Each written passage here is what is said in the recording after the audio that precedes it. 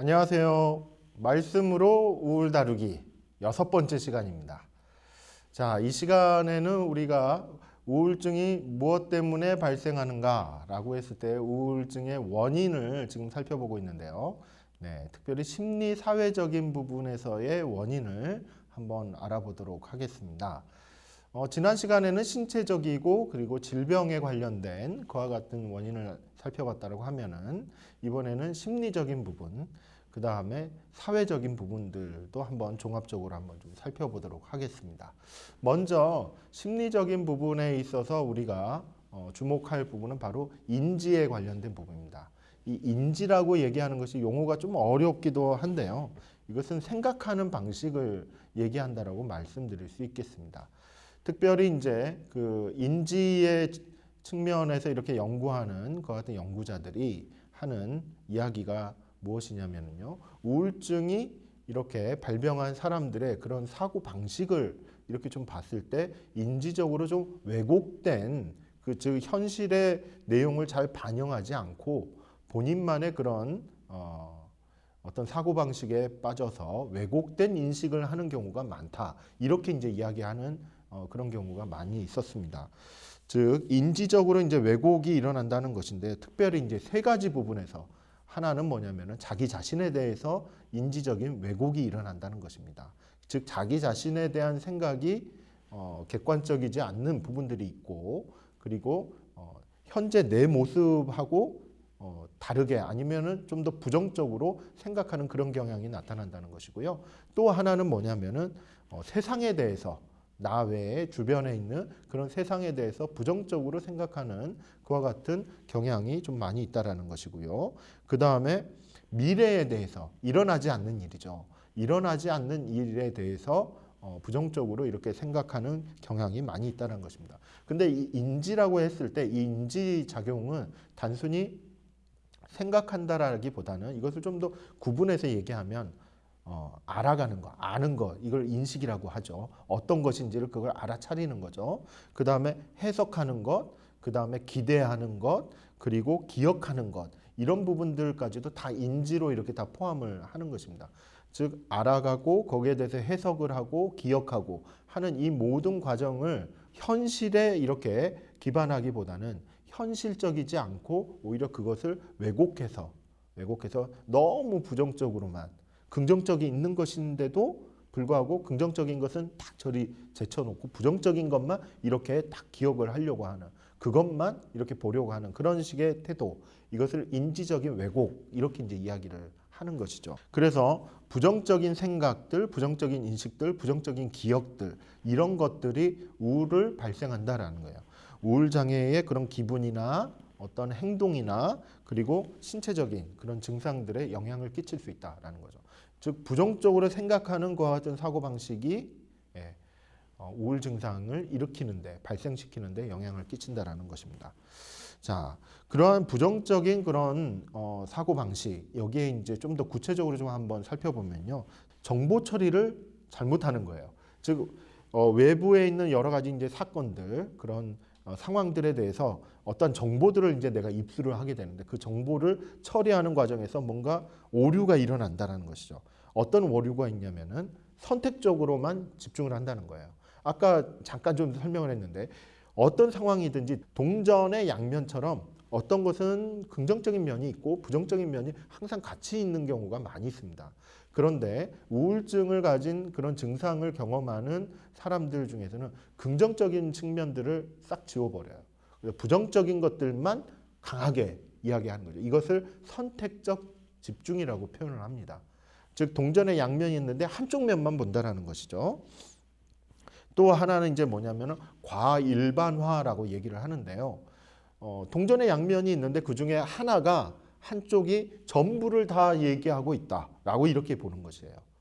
즉 양쪽의 측면들을 다 보는 것이 아니라 한쪽을 선택을 해서 그 선택한 것이 그게 전부인 것이냐 이렇게 생각하는 그런 경향. 그것을 과일반화라고 얘기를 합니다. 그래서 나에게 닥쳐오는 여러 가지 상황들, 말들, 표현들 이런 것이 어떤 것은 긍정적인 면도 있고 부정적인 면도 있는데 그러한 부분에서 부정적인 것만 생각을 해서 저 사람은 나한테 왜 나한테 이 상황은 왜 나에게? 이런 부분이 있다는 거죠. 심지어 인지 치료 중에 이제 한 가지 치료 방식 중에 상담 기법 중에 하나입니다. 뭐냐면은 이야기 치료라는 것이 있는데요. 그 이야기 치료의 그 방식 중에 하나가 뭐냐면은 생각하는 훈련 중에 접근하는 것이 있는데 상담 우울증을 가진 그 환자가 본인의 이야기를 갖다 이렇게 할 때 부정적인 부분들을 너무나도 많이 이야기를 한다는 거예요. 근데 그 이야기를 가만히 들어보면은 그 부정적인 생각 안에 무엇이 있냐면은 그 환자가 중요하게 생각하는 가치가 담겨 있다는 거예요. 그 가치의 기준에서 봤을 때 이 상황, 그 환자가 경험하는 그런 상황과 그런 어떤 부정적이라고 판단되는 것 같은 일들이 부정적으로 느껴진다는 거예요. 근데 그 기준이 되는 그 가치는 긍정적인 것이라는 거죠. 즉 그 환자에게는 부정적인 이야기, 부정적인 것만 있었던 게 아니라 긍정적인 가치를 함께 가지고 있었던 거예요. 긍정적인 게 있기 때문에 부정적인 게 보이기 시작한 것이죠. 이와 같은 시각을 놓고 상담을 풀어가는 이와 같은 방식이 있습니다. 그게 이제 이야기 치료의 하나의 기법 중에 하나인데요. 즉 이것을 이제 이야기하는 것은 긍정적인 가치를 가지고 있고 또한 긍정적인 부분에서 해석이 가능한 일임에도 불구하고 부정적인 것만을 선택을 하는 것, 그리고 그것을 전체인 것으로 이렇게 확대 포장을 하는 것, 이와 같은 인지적인 오류가 있을 수 있다라는 것이죠. 그 다음에 과장과 축소를 하는 것이에요. 그 다음에 근데 이와 같은 부분들이 의도적으로 조절할 수 있는 게 아니라는 게 이제 문제가 되는 것입니다. 그러니까 어떠한 일이 발생하고 어떤 말을 듣거나 어떤 상황들이 본인에게 이렇게 닥쳐왔을 때 이처럼 선택적으로 부정적인 것만 집중을 하고 그것을 전체로 확대하고 하는 그와 같은 일종의 사고 처리 방식, 일종의 생각하는 방식, 이것이 자동적으로 이루어진다는 게 문제가 있죠. 그래서 그와 같은 자동적으로 부정적인 것만을 보려고 하는 그런 부분들을 좀 치료를 하려고 하는 이와 같은 이제 흐름들이 있다는 것입니다. 또 하나 이제 인지적인 측면에서 어떤 식의 사고 방식이 우울증을 이렇게 좀 발생을 시키냐면은 바로 부정적으로 자기 자신을 이해한다라는 거예요. 이것을 부정적 자기 스키마라고 이렇게 이야기합니다. 그래서 자기 스키마라고 말하는 부분들은 뭐냐면 자신에 관해서 견고하게 그리고 조직화된 믿음을 갖는 거예요. 그러니까 나는 어떤 사람이다 라고 이렇게 생각하는 거. 나는 누구야? 나는 어떤 존재야? 라고 생각한 게 너무 견고해서 다른 사람의 말들, 어떤 상황에 이러한 부분들이 뭐랄까요? 영향을 끼치지 못하는 그런 상태인 거죠. 자기가 너무나도 견고하게 그런 생각하는 태도입니다. 그런데 이처럼 자기 자신에 대해서 너무 긍정적으로 생각한다면, 긍정적인 모습이 있다면 그나마 좀 다행일 수 있어요. 그런데 자기 자신에 대해서 너무 부정적인 부분들만을 가지고 자기 스스로를 이렇게 비하하는 그와 같은 태도들, 이와 같은 것이 이제 부정적인 자기 스키마, 이런 식으로 이제 표현을 하는데요. 이와 같은 경우는 이제 어떤 것이 있냐면은 어린 시절에 부모로부터 때로는 방임을 당했다거나 거부당한 그런 경험이 있다거나 아니면은 비난을 받았다거나 인정을 받지 못했던 그런 일들이 쌓여져 있으면은 자기 자신에 대한 인식이나 이해가 부정적으로 형성된 가능성이 높습니다. 그런데 어떤 증상이 이제 나타나냐면, 어떤 현상이 나타나냐면은 부정적으로 자기 자신을 그렇게 이해하는 그와 같은 분들은 실질적으로 이렇게 생활을 하다 보면 긍정적인 일을 할 수도 있는 거잖아요. 하게 된단 말이에요. 그리고 긍정적인 결과들을 만들어낼 수도 있어요. 그런데 그와 같은 일이 있다고 할지라도 나는 괜찮은 사람이야. 나는 뭐 그럴 수 있지. 뭐 이처럼 긍정적으로 자기 자신을 이해하기보다는 여전히 긍정적인 일이 있지만은 여전히도 나는 안 좋은 모습이야. 안 좋은 사람이야. 나는 가치가 없는 사람이야. 이렇게 이해한다라는 거예요. 그렇게 보는 시각, 그와 같은 사고방식, 이것이 우울증을 만들어내는데 상당히 기여를 하고 있다. 이렇게 이제 알려져 있는 것이죠. 그리고 셀리그만이라는 그런 분은 또 어떤 것을 주장을 했냐면은 무력감이라는 것이 있다라는 거예요. 사람 우울증 환자에게는 무력감이라는 것이 있는데 그것은 이제 뭐냐면 해도 안 돼. 이런 태도인 거예요. 아무리 해봐도 저건 안 되는 거야. 라는 그런 식의 태도. 근데 이것을 학습된 무력감이라는 것이 있습니다. 이 학습된 무력감은 훨씬 더 강하다라고 표현할 수가 있죠. 근데 이 부분이 이제 뭐냐면은 마치 이런 형태인 거예요. 참 어떤 문제가 있어요. 근데 문제를 풀어보려고 노력을 했어요.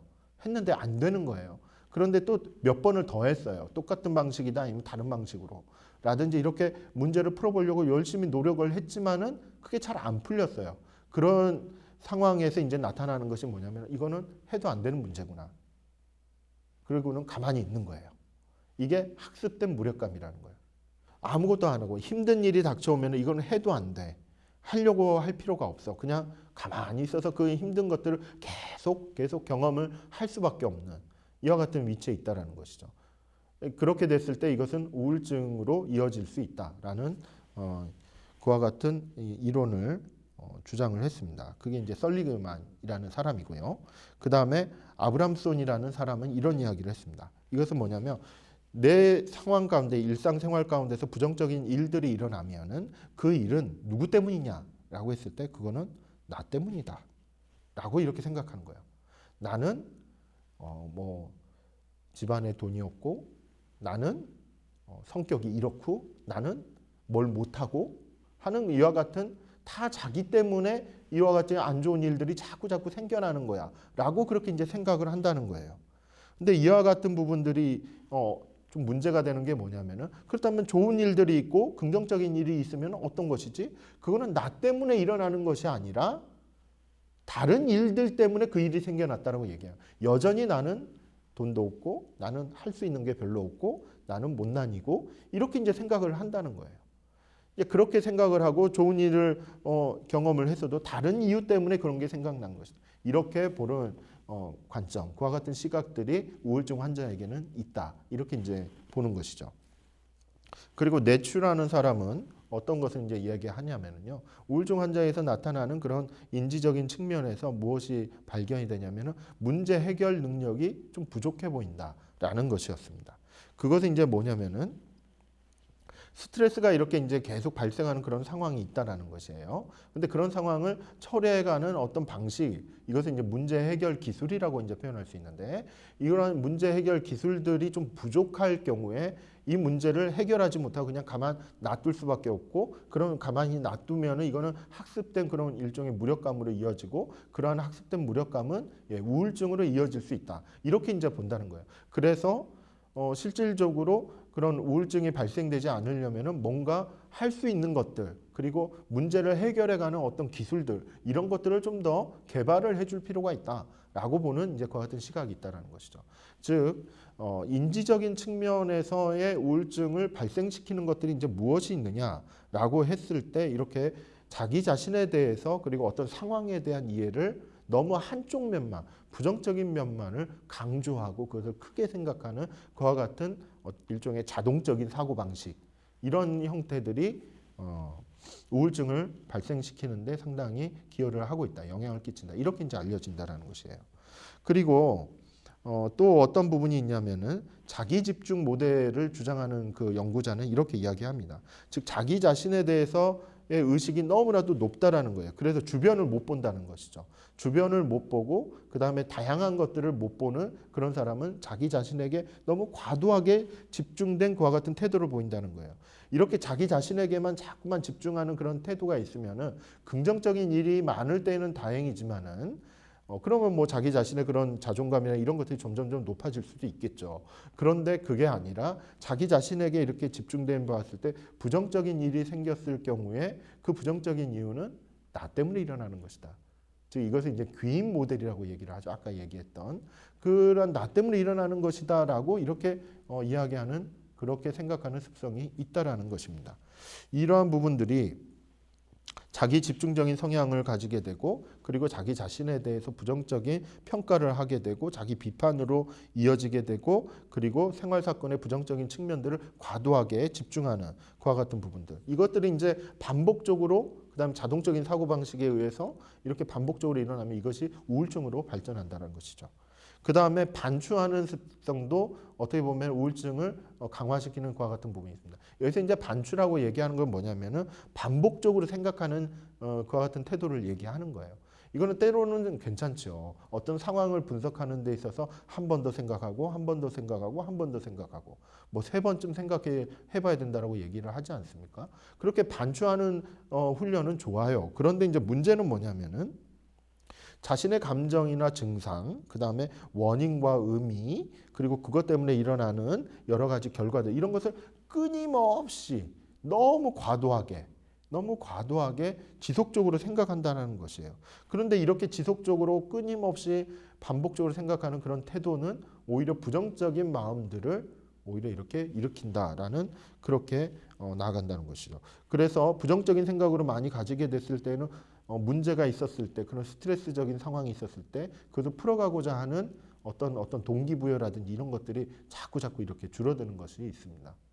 그래서 뭔가 해보고자 하는 마음들이 줄어든다는 것이죠. 그리고 그와 같은 모습들로 인해서 결국은 우울증이 증가되고 더 상황이 악화될 수 있는 그와 같은 여지들이 있다. 이렇게 이제 말씀드릴 수 있습니다. 그리고 이제 자존감에 대한 부분들이 있어요. 근데 이 자존감이라는 것은 자기를 이제 존중하는 태도, 뭐 문자적으로 보면은 자기를 소중하게 여기는 그 같은 마음가짐, 자기를 인정하는 태도, 뭐 이와 같은 것으로 이제 설명할 수가 있는데 중요한 것은 이제 뭐냐면은 자존감이 이렇게 낮다라고 해서 이게 전부 다 우울증으로 연결되느냐? 그러지는 않는다라는 거예요. 그러니까 일반적으로 좀 낮은 수준의 내가 좀 어떤 존재다, 내가 좀 가치가 없다. 이런 식의 이제 인식을 가졌다라고 해서 이게 다 우울증으로 발전하는 것이 아니라는 것이죠. 근데 이 자존감이 왜 문제가 되냐면은 자존감이 바뀌는 그런 상황이 있다라는 거예요. 어떤 때는 그래 나는 좀 괜찮을 수 있어. 그런데 어떤 때는 나는 너무 이게 아니야. 이게 이제 변화하는 그런 폭이 있다라는 거예요. 그 변화하는 폭이 클수록 우울증이 발생할 확률이 높다는 거예요. 이거는 이제 다른 개념인데 자기 정체성이라고도 얘기할 수 있습니다. 내 자신이 어떠한 사람이고 그리고 앞으로 미래는 어떻게 되고 어떤 상황에 있어도 변하지 않는 나의 모습이 있다라는 것이죠. 근데 그와 같은 변하지 않는 나의 모습 이런 것들을 잘 구축한 즉 자기 정체성이 확립이 된 그런 분들은 자존감이 쉽게 흔들리지 않아요. 그런데 이 자기 정체성이 좀 연약하고 좀 부족하거나 아니면 잘 확립이 안 돼 있는 그와 같은 형태에 있으면은 그와 같은 상황에 놓여 있으면은 자존감이 너무 많이 왔다 갔다 한다는 것이죠.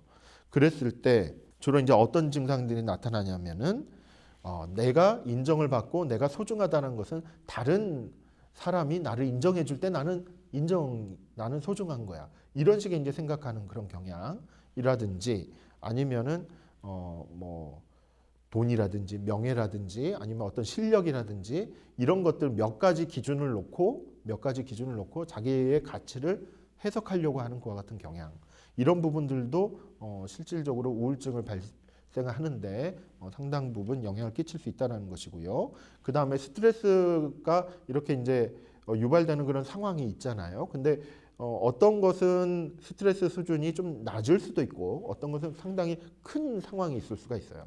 근데 스트레스 수준이 좀 낮을 수 있는 그와 같은 상황인데 그와 같은 상황 속에서도 자존감이 뚝 떨어지는 그와 같은 분들이 있다라는 것이죠. 최근에 이와 같은 이제 인지적인 측면에서의 그런 우울증과 관련성을 연구하는 학문이 어느 정도 이제 정리가 된 시기는 1970년대로 이야기를 하고 있습니다. 그리고 70년대쯤에 이렇게 정리된 이론들이 지금까지도 이렇게 영향을 끼치고 있는 것인데 최근에 들어와서는 인지의 행동, 즉 인지적인 측면하고 행동적인 측면을 같이 결합한 그와 같은 시각이 좀 더 강화가 되는데요. 이것은 뭐냐면 우울증의 원인으로 이렇게 지목을 하는 것이 인지적인 측면을 너무 강조하는 것은 옳지 않다라고 이렇게 보는 거예요. 오히려 행동은 어떠한가? 그 다음에 인지적인 사고의 그런 부정적인 사고에 영향을 끼치는 것 같은 상황은 어떠한가? 그 다음에 그 사람이 느끼고 있는 감정은 또 어떠한가? 즉 인지뿐만 아니라 상황에 대한 이해, 그 다음에 행동, 그 다음에 감정 이와 같은 여러 가지 행동 또는 정신적인 증상들 이와 같은 부분들을 종합적으로 봐야 된다라고 이렇게 이제 이야기하는 그리고 그와 같은 정신적인 행동에 영향을 끼치는 맥락은 어떠한가? 즉 이 맥락은 시작은 어떠하고 중간은 어떠하고 그 다음에 결과는 어떠한지 이걸 갖다 전체적으로 봐야 된다라는 것이죠. 그렇게 했을 때 우울증에 정말 영향을 끼치는 부분들이 무엇인지를 좀 더 종합적으로 좀 더 명확하게 볼 수 있다. 이와 같은 주장들이 최근에 많이 나오고 있습니다. 그래서 우리가 좀 주의해야 할 점은 뭐냐면 이전 시간에 이야기했던 유전적인 부분, 그 다음에 신경 전달 물질에 관한 부분, 신체적인 질병, 그 다음에 인지적인 부분 이런 것들에 너무 하나에 이렇게 뭐랄까 집중하면 안 된다는 거예요. 우울증을 유발하는 그와 같은 원인은 상당히 다양하다라는 것을 여기서 이야기하는 것이죠. 또 한편으로 이제 우리가 우울증에 영향을 끼치는 그와 같은 요인으로 주로 이제 문득 이렇게 탁 떠오르는 것이 뭐가 있냐면 스트레스예요, 스트레스. 그래서 스트레스를 많이 그리고 오랫동안 받으면은 우울해진다라는 그와 같은 이야기를 아마 상식적으로 아마 아실 겁니다. 그리고 우울해질 만한 어떤 충격적인 그런 일을 경험을 했을 때는 당연히 우울해질 수 있다. 이렇게 이제 아마 생각하실 수 있을 겁니다. 근데 정말 그럴까요?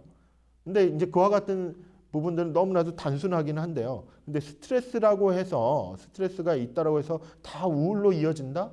그렇게만은 볼 수가 없습니다. 생각보다 좀 복잡한 그와 같은 이제 과정들을 경험한다라고 볼 수 있는데요. 그 일반적으로 이제 알려져 있는 그런 스트레스적인 상황들 가운데 우울증을 유발할 수 있는 그런 상황이 어떤 것들이 있느냐라고 했을 때 이제 이런 이야기를 좀 많이 합니다. 뭐냐면은 일종의 상실이죠, 상실. 잃어버리는 거. 이거는 이제 물건을 잃어버리는 차원이 아니고 일종의 이제 사람을 잃어버리는 일종의 사별을 한다든지 이혼을 한다든지 뭔가 친한 사람들, 가까운 사람들을 잃어버리는 일종의 관계의 상실 이와 같은 부분들이 일어났을 경우 그 다음에 아주 인간의 힘으로는 어떻게 할 수가 없는 그런 대단한 일이 일어났을 경우 일종의 자연재해와도 같은 최근에 이제 코로나19 사태 이런 부분들 때문에 이것도 이제 최근에 일어났던 일이고 이러한 일을 갖다 다루고 그 다음에 처리해 가는 데 있어서 너무나도 막대한 그런 힘을 발휘하고 있기 때문에 나의 혼자 힘으로는 어떻게 할 수가 없는 그래서 가만히 있을 수밖에 없는 그런 상황에 이제 놓여져 있는 부분들이 좀 있죠. 그러다 보니 코로나 블루라는 이야기가 나왔던 것처럼 이렇게 뭔가 관계의 상실이거나 나 혼자만의 힘으로는 대응하기 힘든 큰 사건들 그와 같은 사건들을 경험했을 때 아주 비극적인 사건들 충격적인 사건들을 경험했을 때 그랬을 때 찾아오는 우울감이 있다라는 것이죠. 우리나라도 이제 여러 가지 그런 상황들 있지 않습니까? 뭐 옛날부터 뭐가 있을까요? 일제 식민지 시대도 있었고 한국 전쟁 뭐 여러 가지 사회 격동기에 거기에서 일어났던 일들 최근에는 세월호 사건도 있었고 얼마나 많은 일들이 우리의 그런 나와는 직접적인 관련성은 없다 하더라도 그것으로 인해서 너무나도 많은 사람들이 우울감을 느끼고 우울증에 빠져서 고통받는 일들이 많다라는 것이죠. 그 다음에 스트레스를 이렇게 유발하는 그와 같은 경험들 중에 특별히 우울증하고 관련된 부분들로 지목하고 있는 것은 이제 뭐냐면요. 어린 시절에 그런 안 좋았던 기억입니다. 방임이나 학대 같은 경우. 그 다음에 건강 문제라든지 그 다음에 가족계 부양 부담이라고 얘기할 수 있는 건강 문제를 만성적인 건강 문제를 경험하는 어르신을 이렇게 모시고 있는 가족들이라고 했을 때 그 가족들이 가지고 있는 부양 부담이 있겠죠. 특별히 치매 어르신을 치매 노인을 이렇게 모시고 있는 가족들의 그런 부양 부담 이런 것들은 상당 부분 우울증을 유발할 수 있는 하나의 원인이 될 수 있다는 것입니다. 그리고 이제 사회적으로 차별을 받는 그 같은 경험들이 쌓여져 있다든지 그래서 여성이라든지 아니면 외국인이라든지 장애인이라든지 이와 같은 부분들이 실질적으로 사회적으로 차별을 받는 그와 같은 사회적 약자 계층에 이렇게 소속이 될 가능성이 높기 때문에 이분들에게는 우울감이 더더욱 많이 나타날 수 있는 우울증이 발병할 수 있는 여지가 더 높다는 것이죠. 그리고 또 경제적으로 약한 위치에 있는 그와 같은 계층도 마찬가지 이야기입니다. 그다음 부부 갈등이라든지 이런 부분들은 만성적인 특성을 가지고 있기 때문에 만성적으로 스트레스가 계속 이렇게 자극이 되는 그래서 우울증을 유발할 수 있는 부분이 있다라는 것이고요. 그 다음에 아까 상실에 대한 부분을 얘기했는데요. 가까운 사람이 이렇게 떠나가는 그와 같은 일이 있을 수도 있고요.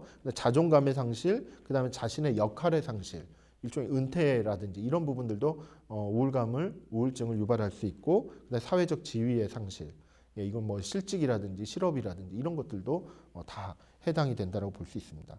즉 우리의 일상에 있는 여러 가지 생활 사건들 가운데 충격적이고 부정적인 것 같은 일들이 실질적으로 스트레스를 유발하는데, 그 스트레스로 인해서 우울증이 이렇게 찾아올 수 있는 그런 여지가 있다라는 것이에요. 그런데 연구자들이 이제 보는 시각 중에 하나가 뭐냐면은, 그렇다면 스트레스가 있다고 해서 다 우울증으로 연결되느냐? 꼭 그런 것만은 아니다라는 거예요. 그래서 연구자들이 얘기하는 스트레스와 그다음에 우울증과의 관계, 이 부분을 봤을 때 뭘 하나 더 끼워 넣냐면은 취약성이란 걸 끼워 넣습니다. 그것은 뭐냐면은 개인의 타고난 어떤 일종의 특질 같은 거, 성격 같은 거예요. 변하지 않는 부분들, 유전적인 그런 형질일 수도 있습니다. 이제 그와 같은 개인의 취약한 부분들하고 스트레스하고 그다음에 우울하고 이렇게 비교를 하는 그와 같은 연구들이 좀 진행이 됐어요. 이제 이와 같은 연구 결과를 보면은 두 가지 흐름이 있습니다. 하나는 뭐냐면요, 취약한 사람이, 즉 개인적으로 좀 약하다라고 생각하는 그와 같은 취약한 부분들을 가지고 있는 사람이 우울이라는 걸 경험하는 데 있어서 스트레스는 일종의 환경적인 영향을 끼칠 수 있다라고 얘기를 하는 거예요. 그래서 이 스트레스적인 환경은 이제 뭐냐면은 취약한 것들보다, 즉 개인의 연약한 것들보다 좀 더 일반적으로 이렇게 깔려져 있는 부분이기 때문에 우울한 상황에, 우울증에 영향을 끼치는 것은 스트레스적인 그런 상황보다도 개인의 연약한 부분이 더 많이 영향을 끼칠 수 있다, 이렇게 보는 관점이 있어요. 그것은 이제 뭐냐면은 스트레스가 다가왔기 때문에 우울하게 된 게 아니라는 거예요. 스트레스는 일종의 환경적인 요소예요. 그냥 이렇게 깔려져 있는 거예요. 누구나가 다 경험할 수 있는 것들인 거예요. 그래서 이것은 우울을 발생하는데 그렇게 큰 영향을 안 끼칠 수도 있다라는 것인데, 오히려 그런 스트레스가 다가왔을 때 우울증을 경험하는 그 사람은 스트레스적인 상황보다도 본인이 좀 약하기 때문에 장애를 가졌다거나 유전적으로 뭔가 이렇게 부모가 좀 우울증 환자였다거나 하는 이와 같은 부분들이 좀 더 강하기 때문에 본인은 그런 비슷한 스트레스적인 그런 상황 속에서도 우울증을 더 많이 경험을 한다, 이렇게 이제 이야기를 하는 그와 같은 입장이 하나 있고요. 또 하나의 입장은 뭐냐면요, 이것은 그렇게 이해를 하는 것이 아닐 수 있다는 거예요. 그렇게 이해하면 안 된다는 거예요.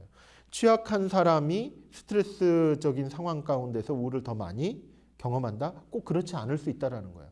오히려 연구 결과들을 보니까 우울한 사람들의 그런 상황들을 쭉 보면은 본인은 유전적으로든지 아니면은 뭐 직계 가족이든지 뭐든지 간에 다 따져보고 했을 때 뭐 장애도 없고 뭐 사회 경제적으로도 괜찮고 하는 여러 가지 측면을 다 따졌을 때 본인은 별로 약하지 않아요. 그런데 스트레스 상황이 너무나도 크고 그런 상황일 때 우울증에 빠지더라는 거예요. 즉 취약성에 관련 없이 스트레스가 큰지 작은지에 따라서 이렇게 우울에 빠지는 그런 사람이 있다라는 거예요. 또 반면에 스트레스는 너무 그렇게 크지 않아요. 크지 않는데 그 사람의 취약성이 너무나도 강하게 나타나기 때문에 우울에 이렇게 빠지는 그런 경우도 있다, 이렇게 이제 본다는 거예요. 그래서 이런 것은 우울한 사람의 그런 각각의 상황에 맞춰서 우리는 살펴봐야 된다라는 그와 같은 입장이 있습니다. 자, 그러면은 제가 한번 질문을 좀 한번 해볼게요. 여러분은 어떤 입장입니까? 자, 사람이 약하기 때문에 우울에 더 빠질까요? 아니면 스트레스적인 그런 상황이 강하기 때문에 우울에 더 많이 빠질까요? 아니면 사람도 약하고 스트레스는 너무 강하기 때문에 빠지는 걸까요? 이거는 정답은 없다라고 볼 수 있습니다. 우울에 빠지는 사람들의 상황은 너무나도 다양합니다. 그렇기 때문에 우리가 이야기할 수 있는 부분들은 뭐냐면은 개인적으로 연약한 부분들은 연약할 수 있어요. 하지만 그것이 다 우울에 빠진다라고 우울증으로 다 연결이 됐다라고 이렇게 이해하면 안 된다는 것이죠. 그리고 반면에 개인적으로 좀 강한 부분들이 많다고 해서 나는 강하기 때문에 우울에 빠지지 않을까요? 꼭 그런 것만 또 아니에요. 스트레스적인 상황이 강하게 나타나게 됐을 경우에는 본인도 우울에 빠질 수 있기 때문에 그렇죠. 그래서 이 모든 것들을 다 상황들을 같이 고려하는 것이 필요합니다. 그래서 나는 지금 어떤 상태에 있는가, 그리고 내가 처해 있는 상황은 스트레스를 유발한다라고 했을 때 그것을 어떻게 이해하고 어떻게 받아들이고 어떻게 조절을 해나갈 것인가, 이 부분들을 종합적으로 볼 필요가 있다. 이렇게 이제 말씀드릴 수 있습니다. 자, 그렇다면 지금까지 우리가 이제 좀 살펴봤을 때 심리적인 부분들을 좀 더 집중해서 보았지요. 심리적으로 인지적인 측면, 하지만은 인지적인 측면에만 집중할 것이 아니라 행동이라든지 감정이라든지 어떤 상황에 대한, 그리고 맥락에 대한, 어떤 사건이 일어나는 맥락에 대해서 좀 더 집중해서 봐야 된다라는 그와 같은 흐름이 있다라는 것을 이야기를 했었고, 또 하나는 이제 스트레스와 그 다음에 우울하고 그 다음에 취약한 부분들, 개인의 어떤 특정한 그런 취약한 부분들 간의 관계에 대해서도 한번 우리가 살펴보았습니다. 그렇다면 지금부터는 이제 우울을 발생시키는 데 영향을 끼치는 원인으로 이야기할 만한 것은 무엇이냐면은 사회적인 요인이라고 말할 수 있는 거예요. 여기서 이제 사회적이라고 얘기하는 것은 나 외에 개인 이외의 그런 어떤 상황을 이야기합니다. 그래서 여기서 먼저 언급할 것은 바로 가족입니다. 가족의 영향이 우울증을 발생시키는데 상당히 지대한 부분들이 있다. 이렇게 이제 알려져 있는데요. 특별히 이제 어린 시절에 부모님의 영향이 클 수 있다라는 것입니다. 부모님의 죽음이라든지 또는 부모님이 어렸을 때 이렇게 세상을 떠나신 다음에 일어나는 가족 상황이 이제 바뀌는 거죠. 경제적으로 어려움이 있을 수 있고요. 그리고 홀로 남은 부모님이 이렇게 이제 가정 경제도 책임져야 되고 보살핌이라고 해야 되고 돌봄도 해야 되고 양육도 해야 되고 모든 것을 다 책임져야 되는 그런 상황에 놓여 있기 때문에 실질적으로 나에게 오는 그런 어떤 보살핌의 돌봄의 질적인 부분이 좀 떨어질 수가 있죠. 이런 부분들이라든지 그 다음에 가족들 간에 좀 안정을 찾지 못하는 그런 불안정한 분위기라든지 이런 부분들이 실질적으로 우울증을 발병시키는 데 있어서 영향을 끼칠 수 있다. 이렇게 이제 알려져 있고요. 그래서 부모님이 이렇게 돌아가신 그런 사건 자체도 영향을 끼칠 수 있지만은 그 사건으로 인해서 변화된 가족 상황들, 이런 상황들이 종합적으로 이렇게 좀 영향들을 끼쳐서 우울증이 발병할 수 있다. 이렇게 이제 알려져 있습니다. 그런데 연구 결과들을 보면은 실질적으로 어린 시절에 부모님이 세상을 떠난 그와 같은 경험 자체는 오히려 우울증을 유발시키는데 그렇게 큰 영향을 끼치지는 않는다라고 그런 연구들이 나와 있기도 해요. 그렇기 때문에 어떻게 보면은 부모님이 안 계셔서 한 부모님이 안 계셔서 벌어지는 여러 가지 가족 상황들, 경제적인 상황들, 관계적인 상황들, 돌봄의 상황들, 이런 것이 악화되는 그와 같은 부분으로 인해서 우울증이 발생할 수 있는 그런 여지가 높다. 이렇게 이제 말씀드릴 수 있는 것이죠. 그리고 두 분 부모님이 다 계신다 하더라도 양육하는 태도, 자녀를 양육하는 태도 때문에 우울증이 좀 발병하는 그런 사례들이 있다. 이렇게 이제 알려지는데요. 특별히 성적인 부분, 그 다음에 신체적인 학대가 있었다라고 했을 때 이거는 만성 우울증으로 이렇게 진행될 가능성이 높다. 이렇게 이제 좀 알려져 있고요. 그리고 어떤 연구에서는 성적인 부분이나 신체적인 학대보다도 정서적인 학대가 오히려 더 많이 이렇게 영향을 끼칠 수 있다라고 얘기를 합니다. 여기서 이제 정서적인 학대라고 하면은 말로 언어적인 부분, 그 다음에 일종의 이제 감정이 같은 거, 공감대 형성이라는 감정 교류라든지 뭐 이런 부분들이 좀 부족했을 경우, 이랬을 경우에 우울증이 유발될 가능성이 높다. 이렇게 이제 알려져 있는 것이죠. 그리고 이제 부모님의 그런 모습들 가운데 부모님이 이제 술을 많이 먹고 거기에서 이제 뭔가 어떤 학대 행위나 폭력 행위로 이렇게 이어지는 그런 사례들, 그 다음에 부모님의 우울증이라는 어떤 정신질환을 가졌을 경우, 그 다음에 가정폭력이 있거나 이혼이라든지 뭐 이와 같은 일들이 있었을 경우, 그 다음에 이런 부분들도 하나가 있는데 뭐냐면요, 자녀를 너무 이렇게 과보하는 거예요. 보호하려는 것은 알겠는데 이것이 너무 지나치면 어떤 현상으로 나타나냐면 자녀를 조종하려고 해요. 본인이 원하는 대로. 그렇게 하려는 그와 같은 양육하는 태도, 이것은 우울증을 유발시킬 수 있다라는 것이죠. 그 다음에 자녀에게 따뜻하게, 그 다음에 자녀의 그런 행동이나 말이나 이런 것을 수용하지 않는, 있는 그대로 이렇게 받아주지 않는 그와 같은 모습들, 이런 것들이 실질적으로 이제 자녀의 우울증을 유발시킬 수 있다. 이렇게 이제 알려져 있는 것이죠. 그리고 가족은 이제 이 정도로 좀 제가 설명을 드릴 수가 있을 것 같고, 또 하나는 이제 뭐냐면은 사회적 지지 체계라고 얘기할 수 있는 부분이 있어요.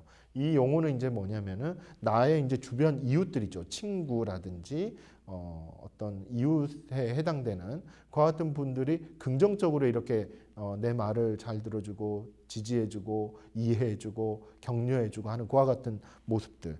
그리고 친밀한 그런 관계를 형성하는 거, 그 다음에 나를 인정해주는 사람들이 주변에 많이 있는 거, 이런 부분들이 내 자존감이나 그 다음에 자기 효능감, 이런 것들을 갖다 막 높이는 거예요. 아, 내가 좀 쓸만한 사람이구나.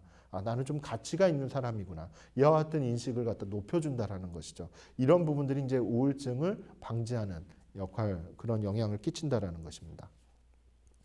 그리고 여러분들이 이제 여기까지는 아마 어느 정도 많이 들어보셨을 거예요. 근데 최근에 2010년도 이후에 이렇게 좀 연구되는 우울증과 관련된 연구되는 그런 경향을 좀 살펴보면은 이러한 영역 말고도 지역사회 환경이라고 얘기할 수 있는 그 지역사회 환경이 어떠하냐에 따라서 우울증의 발생률, 우울증이 발생하는 그런 비율이라든지 아니면 우울증이 있는데 이것이 감소하는 비율이라든지 이런 거에 영향을 끼치는 지역사회 환경이 있다라는 거예요. 그런 지역사회 환경으로 주로 얘기하고 있는 것이 뭐냐면은 일단 거주 지역이 깨끗하냐, 범죄가 있느냐 없느냐, 뭐 이런 것들 그런 부분들을 하고 그 다음에 공원이 얼마나 있느냐, 공원이 있느냐 없느냐, 그리고 그 공원에서 이렇게 휴식을 좀 취할 수 있느냐, 산책을 할 수가 있느냐 없느냐, 이런 부분들도 따져보고 있고요. 그 다음에 그 내가 살고 있는 지역 내에 복지시설은 어떤 것들이 있느냐, 그리고 얼마 충분하다고 얘기할 수 있느냐, 뭐 이런 부분들을 하고, 그 다음에 그 지역 내에 내가 살고 있는 지역 내에 복지, 주민복지에 사용하는 예산이라든지 이런 것들이 어느 정도 비율을 차지하고 있느냐, 이런 부분들도 실질적으로 그 우울증을 발병하고 관리하고 다루는 데 있어서 영향을 끼친다. 이렇게 이제 알려져 있는 것이죠. 그런데 한 가지 이제 더 우리가 좀 살펴볼 만한 것은 무엇이냐면요. 이렇게 다양한 요인들이 이제 많다는 거예요. 신체적인 거, 심리적인 거, 사회적인 거, 그리고 지역사회 환경에 관련된 그 같은 영역들까지 우울증에 영향을 끼치는 것들이 너무나도 많다는 것이죠. 근데 여기에서 이제 우리가 한 번 더 생각을 해야 될 것은 이제 무엇이냐면요. 바로 이렇게 다양한 것들이 각기 그 사람의 우울증에 이렇게 영향을 끼치는 것이 아니라 종합적이라는 거예요. 서로 간에 상호작용을 한다는 거예요. 나와 신체적인 상태 이렇게 하는 것이 아니라 신체적이고 심리적이고 그 다음에 뭐 사회적인 가족의 상황들 모든 것들이 다 내 안에서 다 어우러져 가고 있다는 거예요. 그리고 내 주변에 있는 상황들과 다 어우러져 있다는 거예요. 그래서 이 모든 것들을 다 관리하기가 많이 힘들겠죠. 그래서 우리는 어떻게 우울증을 그럼 관리해 갈 수 있을까요? 혼자서 관리한다는 것이 굉장히 중요하긴 하지만은 이 모든 것을 관리할 수 있는 대상이 있다는 거죠. 누구일까요? 그분이 바로 하나님이십니다. 그래서 우울증이라는 것 그리고 우울 증상을 다루어 가는 데 있어서 신앙이 가져다 주는 것 그리고 신앙 생활이 가져다 주는 것 그 다음에 내가 가지고 있는 하나님과의 그런 관계성 그 다음에 하나님을 믿는 사람들과의 교제하는 것들 이런 부분들이 우울증을 다루는데 매우 중요하다는 겁니다. 이 교회라는 곳 그 다음에 신앙생활을 하고 있다는 것 자체가 때로는 나의 그런 인지적인 사고 어떤 오류, 사고적인 오류, 인지적인 오류를 방어할 수가 있고 하나님의 눈으로 세상을 보고 내 자신을 보고 말씀을 기준으로 해서 나에게 일어나는 그와 같은 상황들을 해석하고 그리고 나를 새롭게 바라보는 그와 같은 일종의 묵상훈련, 말씀훈련 이와 같은 훈련들은 우울증을 이겨내는 데 있어서 아주 기본적인 인지훈련이라고 말할 수 있습니다. 그리고 하나님을 믿는 믿음의 사람들과 함께 살아가고 함께 교제하고 서로 격려하고 칭찬하고 긍정적인 이야기들을 자꾸 만들어내고 감사하고 하는 이와 같은 생활의 모습들 우리 함께 모여서 같이 찬양하고 예배하고 함께 봉사하고 하는 그와 같은 일종의 생활 양식들, 이와 같은 부분들은 우울 증상이 어린 시절부터 안 좋은 기억들 많은 것들이 나에게 막 다가온다 할지라도, 그래서 우울 증상들이 막 왔다 갔다 한다 할지라도 이와 같은 좋은 사람들과 믿음이 좋은 사람들과 좋은 관계들, 친밀한 관계들을 유지해 갈 수 있다라고 한다면은, 그리고 그와 같은 환경들을 교회가 만들어주고 그 다음에 유지해 갈 수 있도록 노력한다면은 충분히 우울 증상은 관리해 갈 수가 있다는 것이죠. 그런 측면에서 우리는 말씀을 한번 좀 같이 보도록 하겠습니다. 시편 34편 18절에서 19절까지에 있는 말씀입니다. 제가 한번 읽어보겠습니다. 의인이 부르짖음에 여호와께서 들으시고 그들의 모든 환난에서 건지셨도다. 여호와는 마음이 상한 자를 가까이 하시고 충심으로 통회하는 자를 구원하시는도다. 이 말씀을 통해서 우리가 알 수 있는 것은 하나님은 우리의 말과 우리의 생각을 들으신다라는 겁니다. 하나님은 우리를 홀로 두시지 않는다는 거죠. 우울 증상을 경험하고 있는 우리 자신, 그리고 우울 증상을 발생시킬 수 있는 환경 가운데 있는 우리 자신을 그냥 내버려 두시지 않고 우리의 이야기와 우리의 말을 들으신다라는 겁니다. 그리고 우리를 그 모든 환경들 가운데서, 우울을 발생시킬 수 있는 여러 환경들 가운데서 우리를 건지신다라는 것이죠. 그리고 마음이 상한 관계 속에서 어린 시절에 부모님으로부터, 그 다음에 우리 지금의 어떤 사회적인 환경 가운데서 친구 관계 속에서 마음이 상한 일이 있더라도 그 가운데서 우리를 건지신다라는 것이죠. 그리고 때로는 내 자신 안에서 부정적인 모습들이 발견될 수가 있어요. 누구나가 다 그렇지 않겠습니까? 그런 부정적인 모습이 있다라고 했을 때 그러한 부정적인 모습에 너무 집중하지 않도록 우리를 붙들어 주시는 분도 하나님이신 겁니다. 중심으로 이렇게 통회하는 사람에게 하나님은 용서의 은혜를 베풀어 주시는 것이죠. 구원을 허락하시는 것이죠. 이와 같은 믿음의 모습들, 이와 같은 하나님의 역할이 우리를 우울한 우리를 관리해 가시는데 매우 중요한 요소라고 말할 수 있습니다.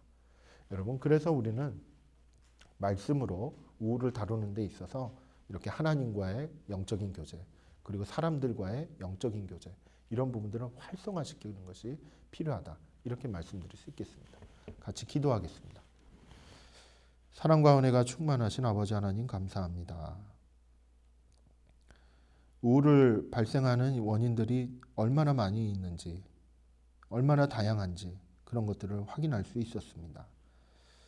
그 가운데서도 하나님께서 우울을 다루어 가시고 관리하시는데 핵심임을 깨닫게 되었습니다.